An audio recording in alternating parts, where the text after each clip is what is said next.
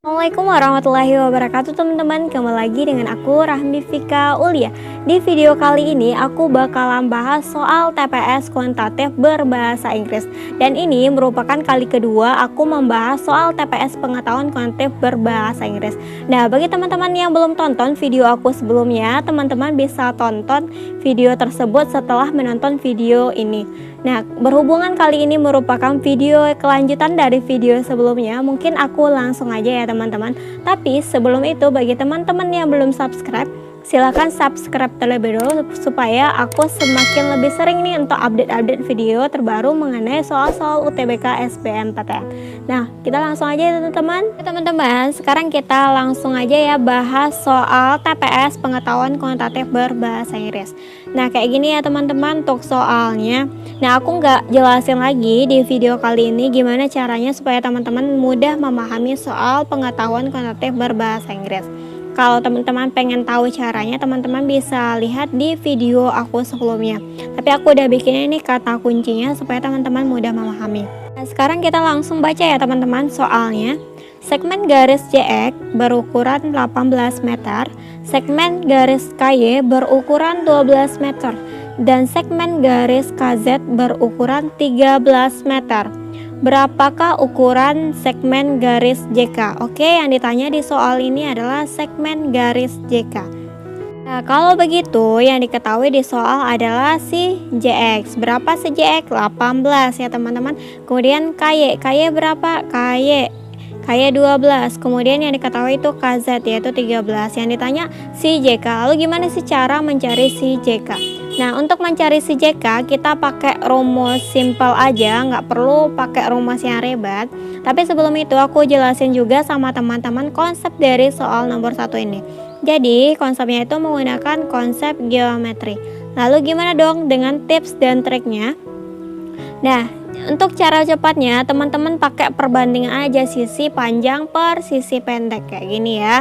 Sisi panjangnya yang mana? Kalau yang di bagian 2 ini berarti si JX per si KY. Di sini yang mana sisi panjangnya? JZ per KZ. Kenapa KZ? Karena si KZ yang diketahui. Ya udah, kalau seperti itu teman-teman tinggal masukin aja deh nilainya kayak gini. Ya teman-teman. Kemudian teman-teman 18 per 12 berapa? 1,5 kan? Sama dengan JZ per 13. Oke. Ya udah, tinggal kali isi lang aja deh. JZ sama dengan 1,5 dikali 13 berapa? 19,5. Nah, sekarang yang diketahui kan yang udah kita dapatkan si nilai si JZ, yang ditanya si JK. Lalu gimana sih cara untuk mencari si JK? Ya udah, tinggal kurangin aja JK sama dengan JZ dikurang KZ. Tinggal masukin angka 19,5 dikurang 13. Berapa dong? 6,5. Jadi jawabannya untuk yang nomor 1 yang A ya teman-teman. Gampang kan? Jadi gampang banget untuk soal nomor 1 ini. Teman-teman, sekarang kita berpindah ke soal nomor 2. Nah, untuk soal nomor 2 udah aku sediain kata kuncinya supaya teman-teman lebih gampang memahami soalnya. Sekarang kita baca ya. Dalam gambar ini panjang AB 10, panjang AD 3, panjang FB 5. Yang ditanya, berapakah jarak antara titik A ke titik G? Oke, yang ditanya itu adalah A ke G. Yang ini ya teman-teman. Lalu gimana caranya supaya teman-teman mengetahui jarak A sama G? Sekarang kita pakai cara cepatnya aja. Tapi sebelum itu aku bakalan kenalin konsepnya ya. Seperti biasa, konsep soal seperti ini adalah konsep geometri. Lalu gimana cara mencarinya antara A sama G? Ya udah teman-teman tinggal tambahin kuadrat aja semua sisinya kayak gini. P kuadrat ditambah L kuadrat ditambah T kuadrat. Yang P yang mana? Yang sisi AB. Yang L yang mana? Yang sisi BC. Yang T kuadrat yang mana? Yang sisi CG. Ya udah teman-teman tinggal masukin angka-angkanya aja. Berapa aja angkanya tadi? Yang AB 10, yang AD itu sama-sama BC berarti dia 3 ya. Kemudian T berapa tadi? T5. Ya udah kayak gini ya. Kemudian 10 kuadrat ditambah 3 kuadrat tambah 5 kuadrat berapa? 100 tambah 9 tambah 25 diakarin. Berapa hasilnya? 134. Jadi jawabannya yang D. Oke, gampang kan teman-teman? Kak, kalau ada yang bertanya, Kak, kenapa langsung aja ditambahin kayak gini?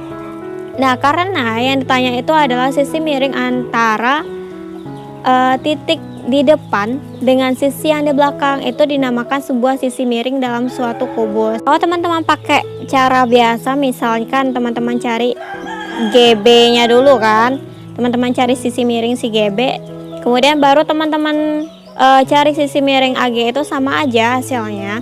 Yang cara cepatnya pakai yang ini. Tentunya teman-teman kalau soal UTBK teman-teman lebih pengen kan untuk cara cepatnya kayak gitu ya. Oke teman-teman, sekarang kita berpindah ke soal nomor 3. Kita baca ya soalnya. Pada gambar di bawah ini, lingkaran dengan pusat O, yang pusat O ini ya, memiliki keliling 2pi. Dan luas wilayah yang diarsir adalah 2pi. Wilayah yang diarsir di sini ya maksudnya. Berapakah nilai X gitu ya? Ditanya itu nilai X. Di catatannya mengatakan bahwa gambar tidak digambarkan dalam skala. Oke. Nah, lalu gimana sih caranya untuk menentukan nilai si X? Nah, nilai si X ini maksudnya adalah sudut dari si X ini yang ditanya. Oke, seperti biasa, kita bakal kenalan dulu nih dengan konsepnya. Menggunakan konsep geometri. Lalu gimana tips dan triknya? Teman-teman harus tahu terlebih dahulu gimana sih cara menentukan rumus keliling lingkaran dan luas lingkaran. Rumus keliling lingkaran apa? 2pi R. Luas lingkaran 2pi R kuadrat. Oke. Nah, sekarang di soal itu kan udah diketahui nih keliling lingkaran. Nah, dari keliling lingkaran kita bakalan tahu berapa nilai si R. Nah, kemudian kita masukin ke rumus 2pi R sama dengan 12pi R sama dengan 2pi R. R-nya berapa? 6 ya. Nah, setelah teman-teman dapat nilai R-nya, teman-teman cari lagi luas lingkaran. Ya udah tinggal masukin aja luas lingkaran apa rumusnya? Pi R kuadrat. R-nya berapa? 6, berarti pi 6 kuadrat sama dengan 36pi.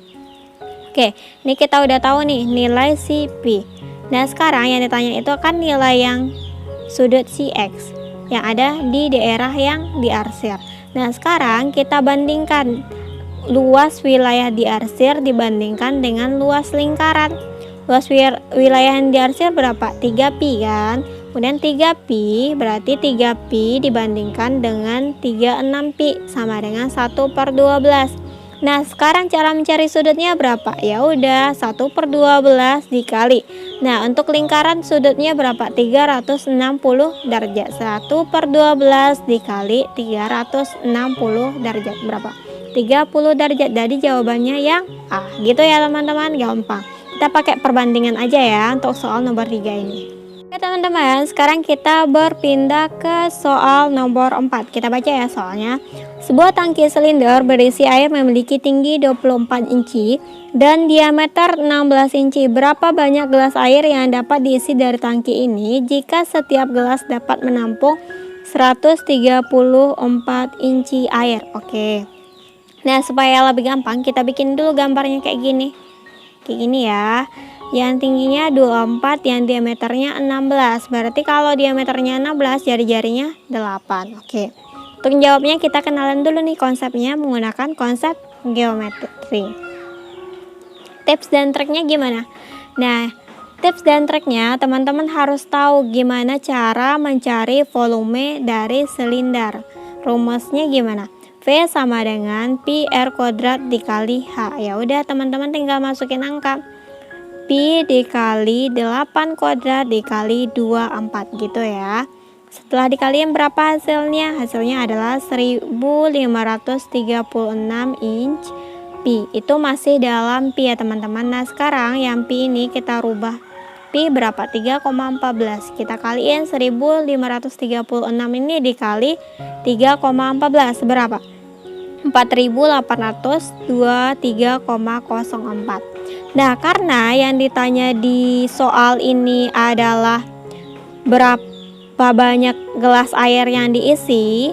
Jika satu gelas air ini memuat 134 in air, nah kita tinggal bagiin aja nilai volume dari silinder ini dengan nilai dari muatan dari si gelas gitu. Berarti 4823,04 dibagi 134. Hasilnya berapa? 35,99. Kalau kita genapkan menjadi 36. Jadi jawabannya yang D. Gitu ya teman-teman. Gampang kan? Teman-teman, mungkin itu pembahasan dari aku mengenai soal TPS pengetahuan kuantitatif berbahasa Inggris yang kedua. Oke, aku harap teman-teman bisa mengerti dan paham dari penjelasan aku ini. Dan bagi teman-teman yang merasa video aku kali ini bermanfaat, jangan lupa di-share ke seluruh media sosial yang teman-teman punya. Oke teman-teman, mungkin itu dari aku. Thanks for watching. See you on my next video. Dadah.